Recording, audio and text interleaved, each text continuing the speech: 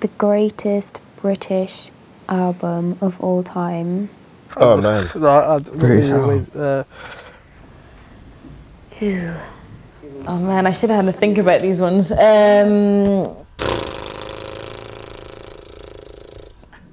are you supposed to answer that? My favourite British album of all time. It's really hard to say. Oh, the greatest British album. I have no idea.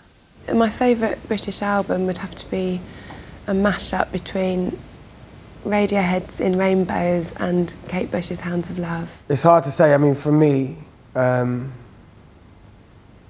Music for the Jilted Generation by The Prodigy. One of the greatest British albums was Massive Attack, Blue Lines. We've got to go Radiohead. But which one? Probably one of my favourite British albums is Wall of Arms, the Maccabees. It was their second album.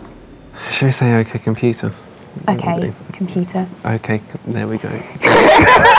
The greatest British album of all time, personally for me, is really hard to decide because there's two that I love a lot, and that is Touched by the Eurythmics. It's the greatest British album of all time. I personally think Sgt. Pepper by the Beatles is the greatest British album of all time. But then Amy Winehouse's Back to Black, songwriting-wise, is just unbelievably off the scale.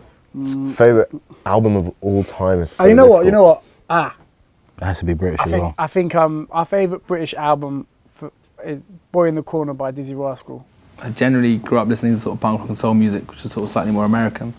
But there's two British albums, probably the White Album by the Beatles, and also Joe Cocker's Mad Dogs and Englishmen. I don't know, Sgt. Pepper.